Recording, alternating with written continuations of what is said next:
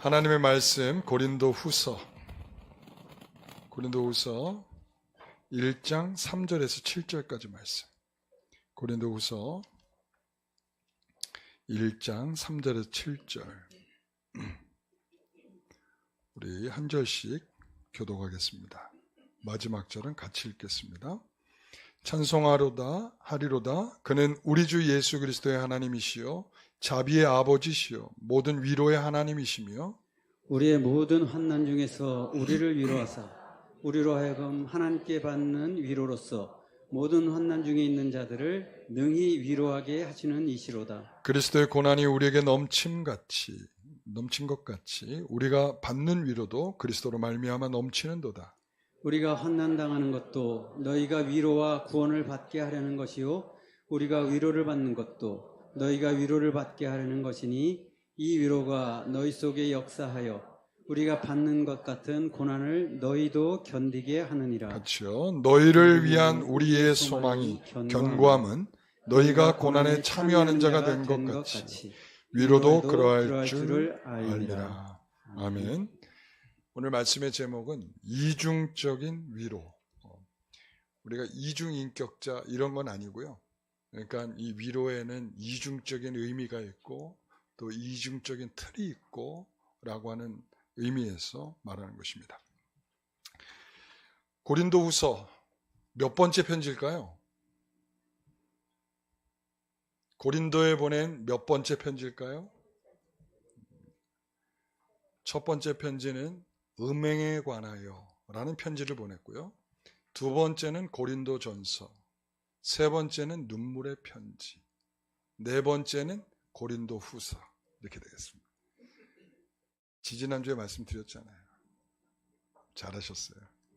자, 그렇습니다. 고린도후서는 사도 바울이 4번씩이나 편지를 보낸 교회예요.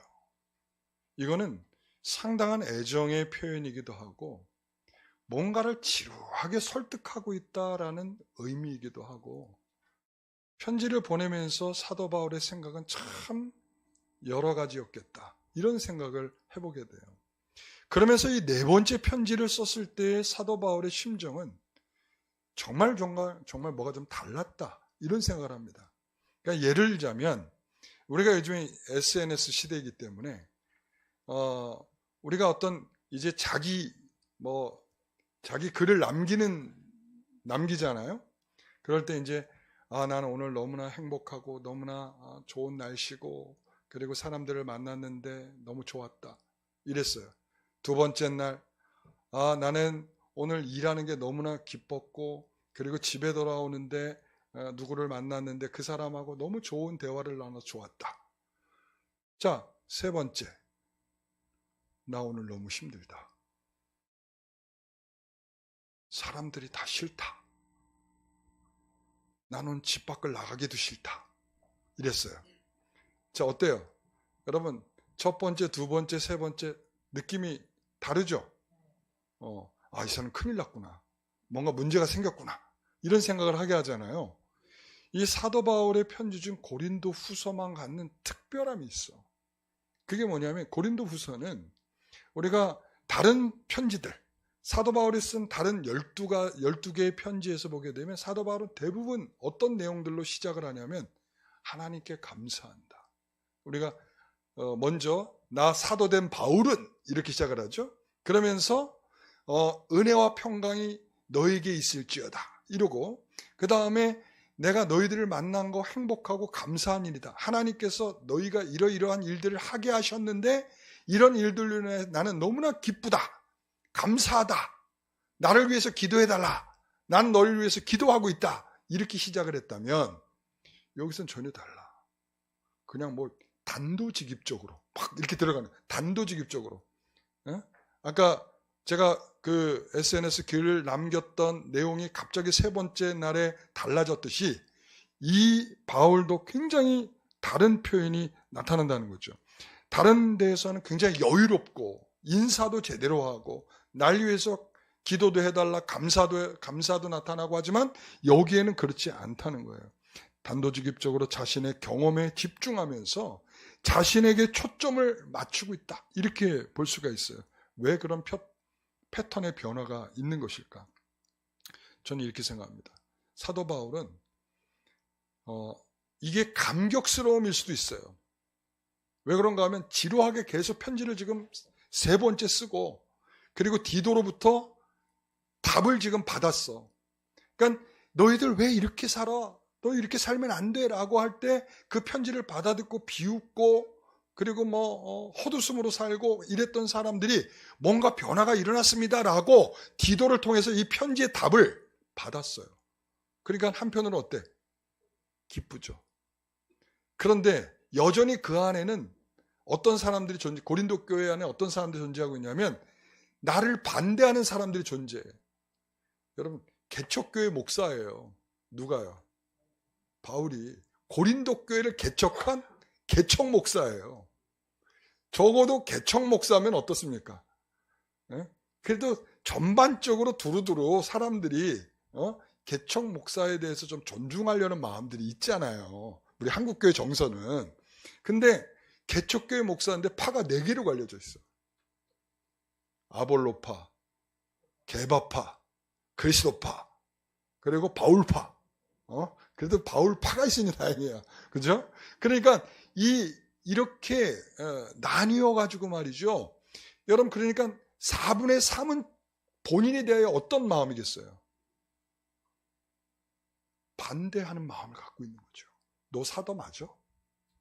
그러니까 이 고린도 후서의 전반적인 내용 속에 가장 변호하듯이 쓰고 있는 내용 중에 하나가 뭐냐면, 사도가 맞다, 이 얘기를 해요. 나 사도가 맞아. 그러니까 끊임없이 그는 사도가 맞느냐를 받고 있어요. 의심받고 있는 상황에서 사도 바울은 굉장히 여러 감정들이 미묘하게 복잡하게 이 고린도 후서를 쓰면서 있었다라고 하는 것을 알려주는 거예요. 그래서 바로 그렇게 들어가는 거죠. 그러면서도 그는 놓치지 않고 3절에 뭐라고? 찬송하리로다, 이렇게 시작을 해. 뭐 한다고요? 찬송하리로다. 뭘 찬송한다는 겁니까? 그는 예수 그리스도의 하나님이요, 자비의 아버지요, 모든 위로의 하나님이십니다. 참 하나님이시다, 이거죠. 그러니까 예수 그리스도의 하나님.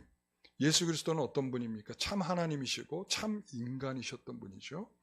그러면서 예수 그리스도의 하나님은 이후로 예수를 고난을 받게 하시고 연약함을 견디게 하시고 죽음을 겪게 하시고 부활하게 하셔서 새로운 생명을 야기케 하신 하나님이시죠. 그래서 그 하나님은 어떤 하나님? 자비의 하나님이시고 또한 모든 위로의 하나님이시다. 그러니까 바울의 깊은 마음속에 뭐냐? 하나님을 찬송하고 있는데, 그 예수 그리스도의 하나님이시면서, 그리고 자비의 하나님이시면서, 그러면서 모든 위로의 하나님이시기를 기대하고 소망하고 호소하고 있는 사도 바울의 심정이 거기 안에 걸려있다, 이렇게 얘기할 수가 있어요. 그러면서 여기서 특별한 강조의 포인트는 어떤 하나님이실까요? 그렇죠. 위로의 하나님, 이거죠. 그 위로의 성격이 이중적이다, 이거예요. 위로의 성격이. 여러분, 위로는 고통을 둔감하게 만드는 안정제의 역할을 합니다. 그죠? 우리가 어떤 사람이 어려움을 겪고 있을 때 가서 위로해주면 잠시나마라도 내 말을 들어주고, 그죠? 내 편 들어주고 이러면 어때요? 좀 안정이 되죠. 그잖아요. 그러나 그렇게 그 정도의 위로는 안 돼. 너무 약해. 그래서 경화제의 역할을 해야 돼. 경화제. 이 경화제라 하면 어떤 의미냐면 이런 거죠. 우리가 비염에 걸렸어. 요즘 비염 환자들 요즘 많이 힘들죠. 에어컨 때문에. 그죠? 근데 비염에 걸리면 어때요? 일단 알러지성이죠. 대부분이. 그죠? 그러니까 너무 심할 땐 무슨 약을 먹어요? 비염약이 무슨 약을 먹죠? 알러지 약을 먹죠. 그죠? 이게 알러지 약은 치료약이라고 하기보다는 진정시켜주는 약이야. 일정을 말하면 안정제야. 진짜 치료를 받기 위해서는 무슨 약을 먹어야 돼요? 체질을 개선해야 돼. 완전히 땅을 뒤집어 엎듯이 몸을 뒤집어 바꾸지 않고서는 비염 낫지 않습니다. 그게 경화제예요. 경화제. 그러니까 어떤 나한테 그냥 잠깐의 위로로 달콤함을 주고 끝내는 게 아니라 새로운 힘을 부여해서 격려가 돼서 좀 더 한 걸음 더 나아갈 수 있도록 만드는 거. 이게 바로 경화제란 말이죠. 그러니까 위로에는 이런 이중적인 의미를 담고 있다. 이렇게 얘기할 수가 있어요. 제가 어떤 분이 쓴 글을 읽으면서, 수필을 읽으면서 이제 그 글을 읽으면서 이런 생각을 해봤어요. 한 아들이, 어머니가 80이 넘으셨는데 몸이 아프신 거야. 갑자기 몸이 많이 아프셔가지고 이제 우리가 그러잖아요. 아무리 신앙이 좋고 막 그러다가도 갑자기 뭔가 확 아파오면 뭔가 좀 두려움이 생기죠. 아, 나 이거 이러다가 혹시 어떻게 되는 거 아닌가? 이런 생각이 들잖아요. 그래서 어머니가 신앙생활을 하고 있음에도 불구하고 이제 이 천국을 믿고 신뢰하고 있지만 그래도 갑작스러운 그 일이 마음을 힘들게 한 거지. 그래서 아들하고 같이 병원에 갔어요. 병원에 가가지고 이제 여러 가지 검사를 받고 그다음 처방전을 받아서 약을 받았어. 근데 이제 궁금할 거 아니야. 궁금하니까 이제 묻는 거야. 어머니가 뭐라고 묻냐면 의사한테 나 이거 약 먹으면 낫겠죠? 이렇게 묻는 거야. 어린아이처럼. 물으니까 그럼 의사가 뭐라고 대답해 주게? 그런 의사들이 있으면 얼마나 좋겠어요. 의사들이 냉정합니다. 예를 들어서 그걸 먹고 날 것 같으면은 아, 낫죠? 이렇게 얘기해 주지. 근데 먹어도 그렇게 뭐 신통치 않을 것 같거든. 그러니까 뭐라고 해? 그냥 냉담하게 반응을 안 해주는 거야. 대답도 안 해.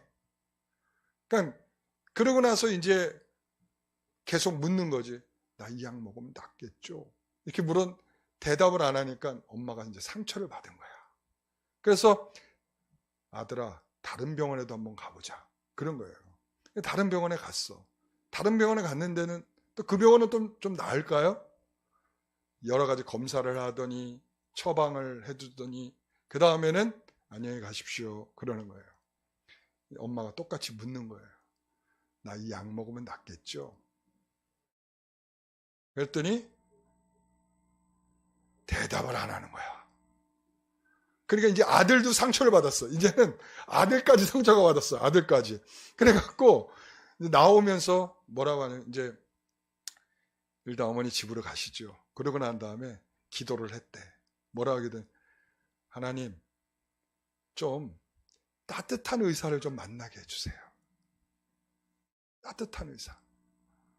그러니까 따뜻한 의사를 만나게 해달라고 하고서 기도하고 그 다음에 이제 어머니를 모시고 이제 그 병원에 간 거예요. 그랬더니 병원에 딱 병원에 들어서자마자 의사를 딱 면회를 딱 하는데 의사가 그냥 막 반겨주는 거야.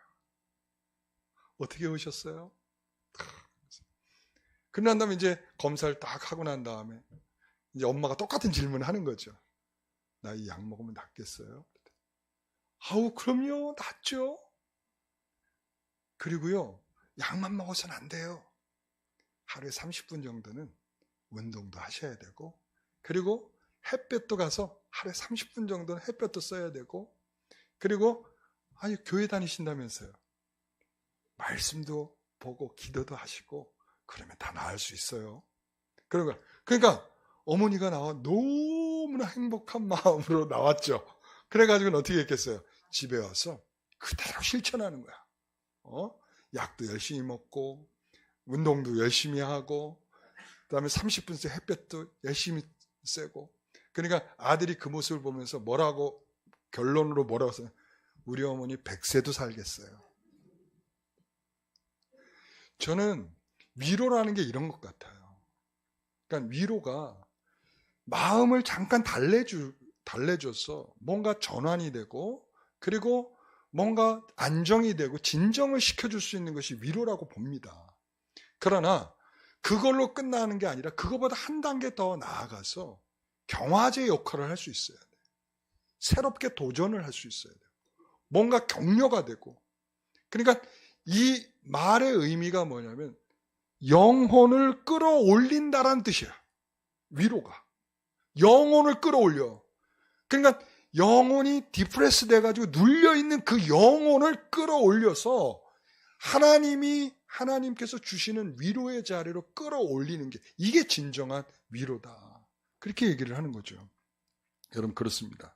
바로 이렇게 이중적인 의미를 갖고 있다. 이렇게 얘기할 수가 있어요. 그러니까 우리 한국 문화에서는 위로는 우리 교회에서도 위로라는 단어를 많이 써요.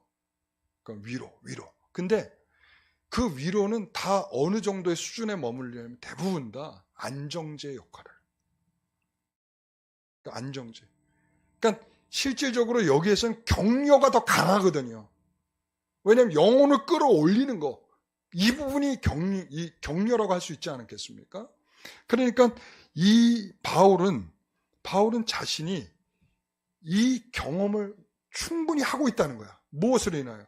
위로의 하나님으로 인하여 나는 이러한 격려를 충분히 받고 있습니다 라고 지금 고백하고 있다. 이렇게 말씀드릴 수 있는 거예요. 고린도후서 1장 10절에 보면 그가 이같이 큰 사망에서 우리를 건지셨고 또 건지실 것이며, 사도 바울은 분명히 오늘 이 본문 속에서 들여다보면 우리가 오늘 읽지 않은 부분에서 가면 그는 굉장히 위기를 만났어요. 굉장한 트라우마 속에 있었고 그는 지금 그 위기 속에서 벗어나기 직전 그리고 벗어난 이후에 느끼고 있는 굉장한 감사와 감격이 이 안에 묻어 있어요.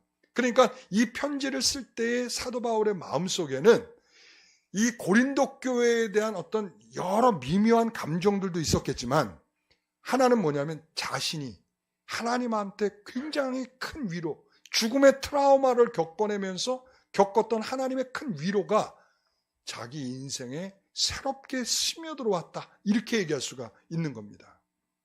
자, 그렇습니다. 자, 그러면 위로의 전달 방식은 어떻게 될까? 자, 하나님은 백성을 어떻게 위로하실까? 자, 4절의 말씀 같이 읽어봅니다. 우리 모든 환난 중에서 우리를 위로하사 우리로 하여금 하나님께 받는 위로로서 모든 환난 중에 있는 자들을 능히 위로하게 하시는 이시로다. 하나님께서 어떻게 위로하신다고 그래요? 이렇게 되게 국어인데 어려워요. 그죠? 무슨 말인지 확 들어오지가 않죠. 이 말은 뭐냐면 모든 환난 중에서 우리가 하나님으로부터 위로를 받는다. 그 받은 위로는 모든 환난 중에 있는 또 다른 사람을 위로하게 한다. 이런 말이에요. 그러니까 내가 환난을 겪은 것은 나만의 문제가 아니고 내가 겪은 것을 통해서 나는 위로의 전달자로서 사용된다라는 측면이죠. 여러분 그렇습니다. 근데 우리는 대부분 하나님 좀 직접 찾아와 주시기를 바라죠. 그렇죠? 하나님 직접 오시든지 아니면 천사가 오든지. 그러니까 예를 들어서 이런 거죠. 아합이 그 안에 이세벨이 있잖아요. 이세벨에게 엘리야가 행한 일을 다 이야기하고 나니까 이세벨이 꼭지가 돌았어. 그래서 엘리야를 죽여라 이렇게 된 거죠. 엘리야를 죽여라. 그래서 엘리야를 죽일 경고를 보내죠. 그랬더니 엘리야가 막 거짓 선지자 싸울 때는 하나님의 능력과 역사와 막 이랬는데 그 말 한마디는 쫄아가지고 북쪽에서 남쪽 끝까지 부엘세바 제일 끝까지 도망쳐갔어. 그리고는 거기에서 로뎀나 마을에서 저 죽여주세요 이랬단 말이야. 그때 하나님께서 죽여줬죠. 죽여줬죠. 물과 떡으로 아주 기가 막히게 먹여줘서 죽여줬죠. 네. 그랬더니 그가 힘을 얻고 40주야를 걸어갔다. 이렇게 나온단 말이죠. 그러니까 이게 바로 하나님께서 이렇게 직접적으로 좀 찾아오시든지 아니면 천사를 보내가지고 떡과 물을 가지고 나한테 먹게 하시면 얼마나 내가 큰 위로를 받을 텐데 왜 하나님 그렇게 안 하실까? 여러분 우리 이렇게 상상해보지만 그렇지 않다는 거예요. 하나님은 그런 식으로 하지 않고 그 문제를 극복하려고 발버둥 치고 있는 우리들에게 자신과 같은 고난을 겪고 있는 그것보다 더 큰 고난을 겪어낸 어떤 사람을 우리에게 보내시기를 기뻐하신다. 그래서 그 사람은 위로하시는 하나님의 행위를 통해서 하나님의 자비를, 성품을, 궁극적으로 그분의 사랑을 맛본 그 사람을 보내기를 원하신다. 사도 바울이죠. 사도 바울. 지금 사도 바울은 이걸 너무나도 뼈저리게 깊이 체험한 거죠. 내가 하나님의 위로를 받았고 내가 받은 그 위로를 통해서 누군가를 위로하기를 기뻐하는 거죠. 그러니까 사도 바울은 말이죠. 이 다메섹에서 엄청난 은혜를 받았잖아요. 그렇죠? 예수 믿는 자들을 잡으러 가다가 고꾸라져 버리고 말았죠.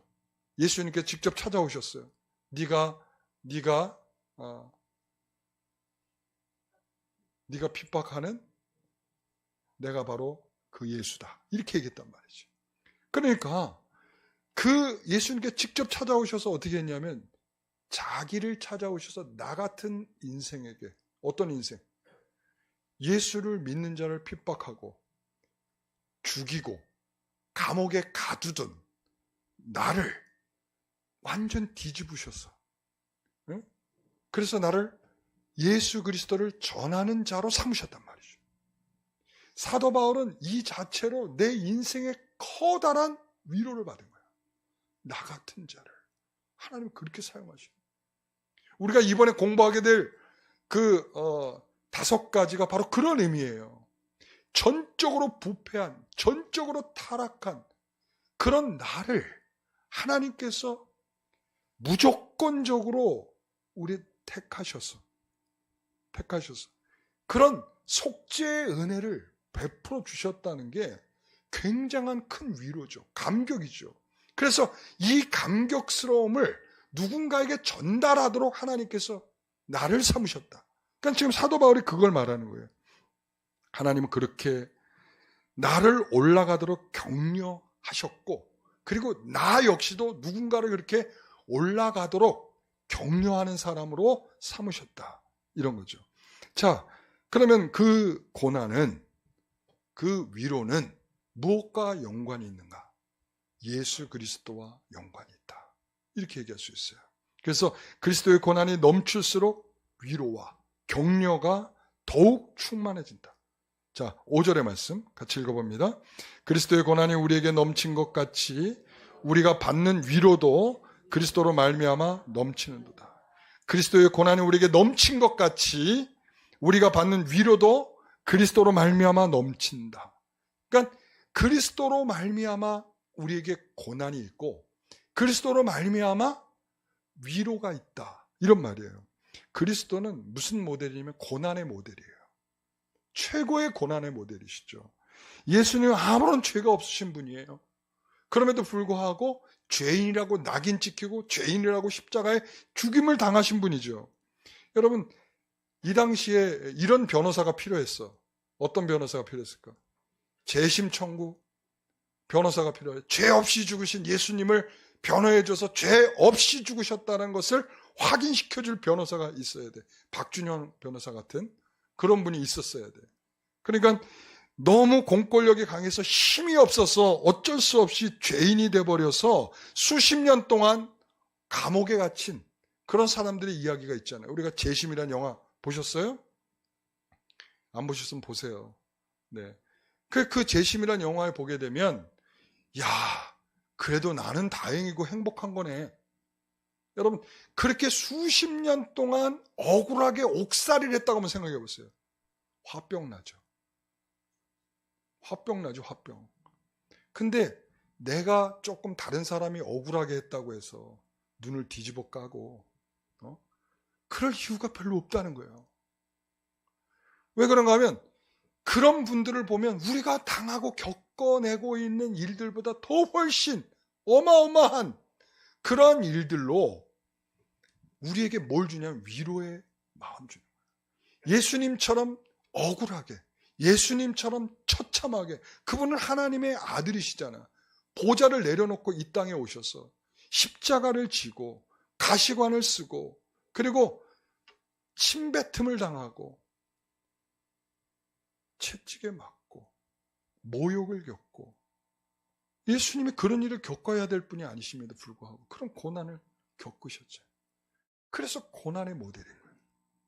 우리는 그런 모습을 생각할 때 위로가 되죠. 아, 우리가 받는 고난은 아무것도 아니구나.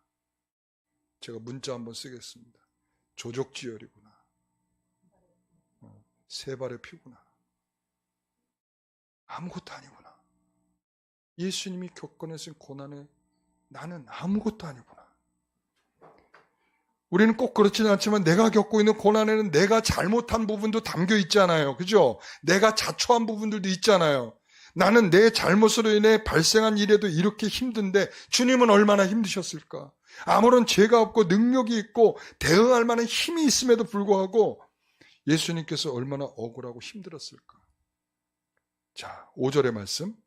그리스도의 고난이 우리에게 넘친 것 같이 우리가 받는 위로도 그리스도로 말미암아 넘치는도다. 예수님의 고난이 넘쳤던 것은 우리에게 뭐가 넘치게 하도록? 우리에게 위로가 넘치게 하기 위한 것이다. 그리스도의 고난이 우리에게 넘친다는 것은 우리는 우리 자신의 미련과 연약함 때문에 고난을 당하는 것일 수 있지만 예수님은 그런 고난이 아니었다는 거죠. 그래서 골로새 1장 24절에 이렇게 말합니다.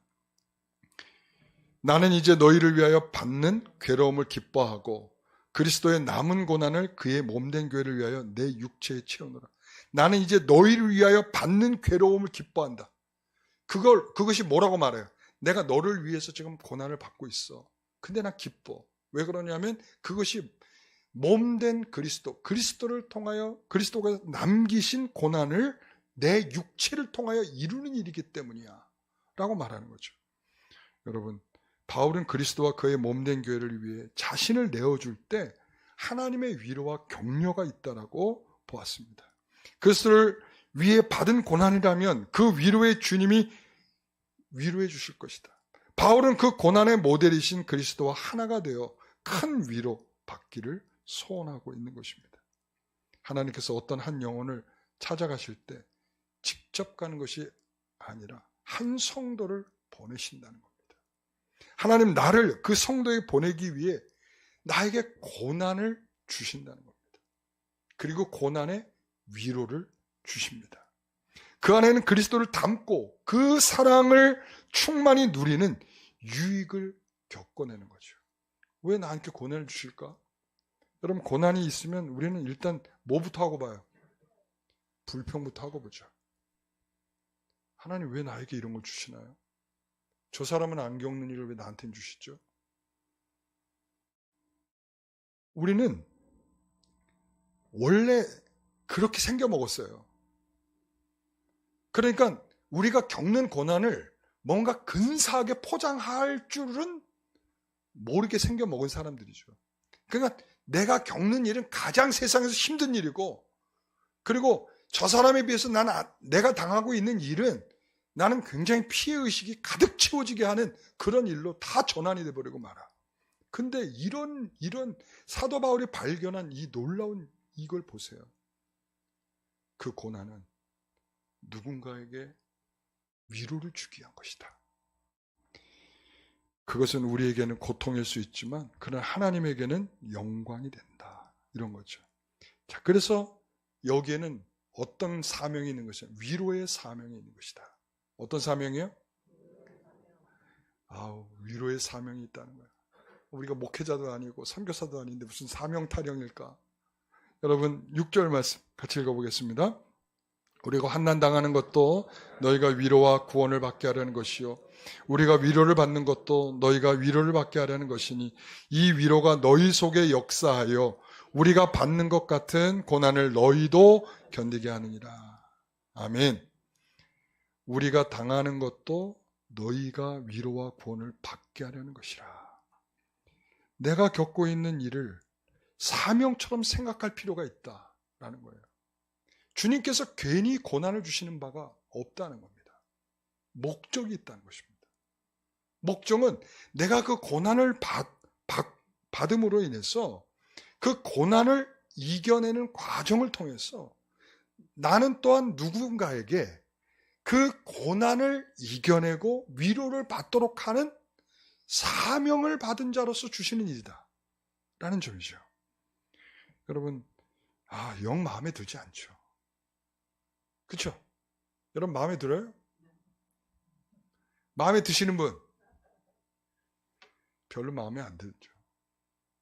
내가 왜 그 사람 때문에 내가 고난을 받아야 됩니까? 우리는 대번에 그런단 말이야. 그러나 이 사도 바울은 이 놀라운 내용을 깨닫게 된 거예요. 내가 예수를 믿고 지금 성도로 존재하는 것은 예수께서 나를 위해 지신 십자가 때문이요. 그것의 속죄의 은혜요. 십자가의 은혜다. 그런 나는 연약한 성도지만 아직 예수님을 모르는 사람 앞에 서도록 내가 부름을 받은 것이다. 내가 그 일을 위하여 부름을 받은 것이다. 내가 정말 아직 예수를 모르거나 그리고 예수에 지금 처음 입문한 사람이거나 아니면 내가 오래도록 예수를 믿었지만 여전히 예수님에 대한 감각이 없는 사람들에게 그 감각을 살려주도록 하게 하시는 그 소명을 내가 받은 것이다 라는 점이죠. 너무 기쁘죠. 바울은 그런 부르심을 외면할 수 없다는 거예요. 우리가 환난을 받는 것은 너희를 위함이라 이렇게 얘기했어요. 자, 뭐라고요? 우리가 환난을 받는 것은 너희를 위함이라. 너희를 위함이라. 여러분, 이게 들려지십니까? 내가 환난을 지금 겪고 있는 것은 너희를 위함이라. 누군가를 위함이다. 이 인과관계가 전혀 여전히 나는 보이지가 않습니다. 라고 하면 여전히 나는 내 고난에 빠져서 허우적거리고 있는 허접한 인생일 수 있습니다. 그러나 우리 주님께서는 내가 너를 위하여 희생한 것처럼 내가 너희를 위하여 내가 받은 고난은 너희를 위한 것이다 라는 것이 먼저 주님이 우리에게 주신 은혜예요. 근데 왜 이걸 우리가 외면해야 되는 거죠? 그러므로 우리는 다른 사람의 고난을 겪고 있는 것을 외면한다면 우리는 십자가의 은혜를 외면하고 있는 것과 같은 것입니다. 우리는 누군가가 어려움을 겪고 있다면 그 사람에게 달려가 줘야 합니다. 내가 받은 고난을 나누어야 합니다.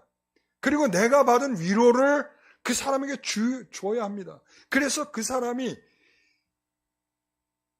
일어설 수 있도록, 격려받을 수 있도록. 여러분, 그래서 저는 이렇게 느낍니다. 자, 7절 말씀 같이 읽어봅니다.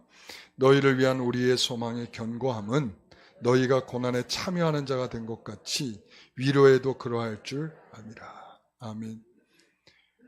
너희를 위한 우리의 소망이 견고하다. 그러니까 이 사도 바울의 생각은 그거예요.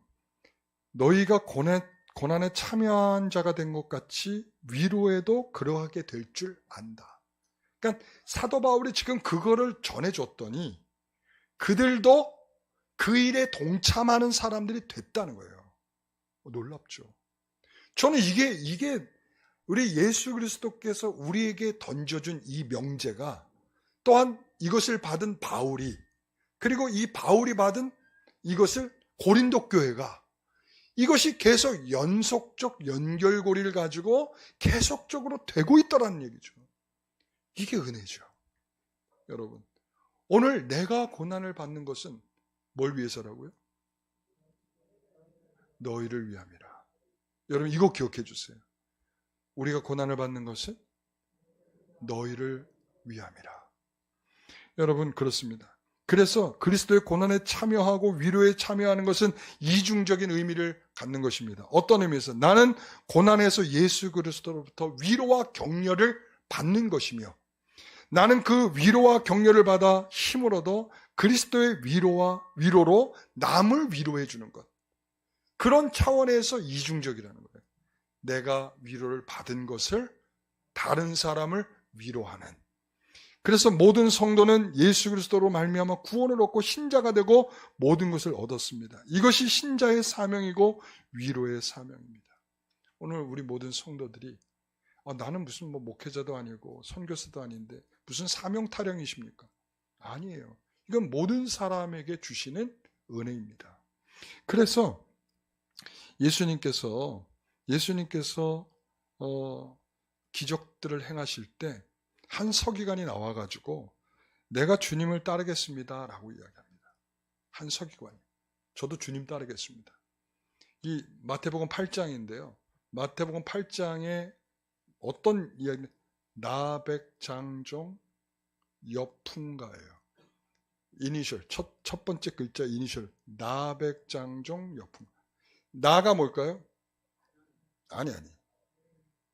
나병 환자를 치유하심. 그 다음 백은 뭘까요? 백부장의 하인을 치료하심. 그 다음에 장은 뭘까요? 베드로 장모를 치유하심. 그 다음에 종은 뭘까요? 종합적인 치료의 보고. 그 다음에 여가 뭘까요? 여우도 굴이 있고, 이거죠. 여우도 굴이 있고. 자, 그래서 8장 20절. 예수께서 이르시되 여우도 굴이 있고 공중의 새도 거처가 있으되 인자는 머리 둘 곳이 없다 하시더라. 지금 한 서기관은 뭘 보고 따라왔냐면 나 환자도 고치지, 백부장 하인도 고치지, 베드로 장모도 고치지, 여러 환자들을 고치지, 이것들을 보면서 이야, 저분만 따라다녔다가는 그래도 한 자리 하고 뭔가 좀 얻을 수 있겠다, 이 생각을 가지고 나도 주님을 따르겠습니다, 이랬단 말이죠. 그랬더니 예수님께서 완전 뒤집어 엎는 말씀을 하신 거예요. 자, 여우도 굴이 있다, 새도 집이 있다, 그러나 나는 머리 둘 곳이 없어. 오늘날 성도들의 넌센스는 자기의 욕심으로 가득 채워지어서 주님을 따르려고 하는 거예요. 그래서 우리는 기도라는 수단을 통해서 자기가 원하는 것을 구하는 것을 신앙이라고 생각을 합니다. 참된 신자는 만사형통을 하며 잘된 것을 복이라고 여기지 않습니다.